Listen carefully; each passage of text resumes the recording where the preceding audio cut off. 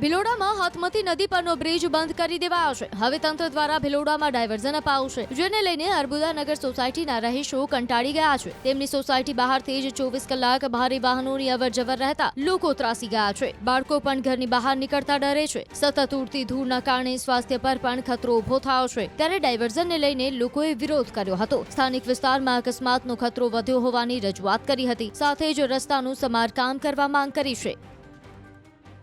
અહીંયા અમારા વિસ્તારમાં ડાયવર્ઝન આપવાથી અહીંયા એટલા બધા ખાડા પછી દૂર ઉડે છે અને એના લીધે અમારા તકલીફો થાય છે। બહુ મોટા જે લોડિંગ સાધનો અહીંયાથી અવર જવર બહુ થાય છે, એના લીધે ફૂલ ઝડપે સાધનો જાય છે, એના લીધે અકસ્માતનો એટલો ભય છે અને દૂર ઉડે છે, એના લીધે અમારા સ્વાસ્થ્ય ઉપર નુકસાન થઈ રહ્યું છે અને બધી બીમારીઓ આવી રહી છે। તો એના માટે સરકારને વિનંતી છે અને અધિકારીઓને વિનંતી છે કે તાત્કાલિક ધોરણે ધ્યાન લઈ અને મારું આ કામ થાય અને ઉપર રસ્તા ઉપર ડામર થાય, ખાડા પૂરાય।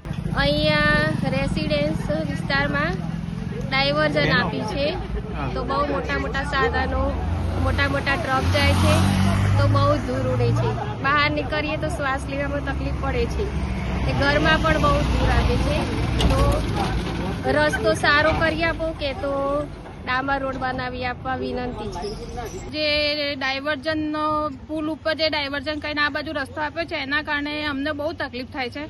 અમારા ઘરમાં બધે બહુ ધૂળ માટી ઉડે છે, અમને બહાર છોકરાઓને બહાર રમતા મોકલતા બીક લાગે છે। બહાર રોડ ઉપર એટલા મોટા મોટા સાધનો નીકળે છે, ગટર લાઈનો બધી તૂટી ગઈ છે, રોડ બધા બગડી ગયા છે, તો એનો જલ્દીથી જલ્દી નિકાલ લાવે એવી પ્રાર્થના।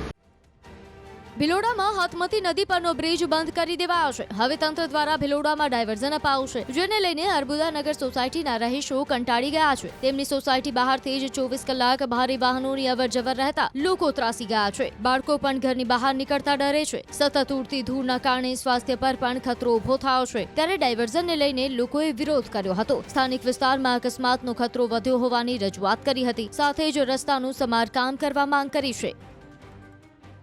અહીંયા અમારા વિસ્તારમાં ડાયવર્ઝન આપવાથી અહીંયા એટલા બધા ખાડા પછી દૂર ઉડે છે અને એના લીધે અમારા તકલીફો થાય છે। બહુ મોટા જે લોડિંગ સાધનો અહીંયાથી અવર જવર બહુ થાય છે, એના લીધે ફૂલ ઝડપે સાધનો જાય છે, એના લીધે અકસ્માતનો એટલો ભય છે અને દૂર ઉડે છે, એના લીધે અમારા સ્વાસ્થ્ય ઉપર નુકસાન થઈ રહ્યું છે અને બધી બીમારીઓ આવી રહી છે। તો એના માટે સરકારને વિનંતી છે અને અધિકારીઓને વિનંતી છે કે તાત્કાલિક ધોરણે ધ્યાન લઈ અને મારું આ કામ થાય અને ઉપર રસ્તા ઉપર ડામર થાય, ખાડા પૂરાય।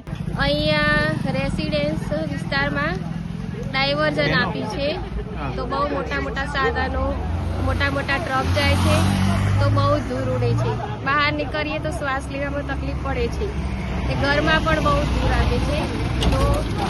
તો રસ્તો સારો કરી આપો કે તો ડામર રોડ બનાવી આપવા વિનંતી છે।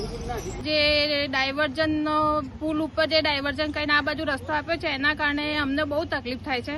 અમારા ઘરમાં બધે બહુ ધૂળ માટી ઉડે છે, અમને બહાર છોકરાઓને બહાર રમતા મોકલતા બીક લાગે છે। બહાર રોડ ઉપર એટલા મોટા મોટા સાધનો નીકળે છે, ગટર લાઈનો બધી તૂટી ગઈ છે, રોડ બધા બગડી ગયા છે, તો એનો જલ્દીથી જલ્દી નિકાલ લાવે એવી પ્રાર્થના।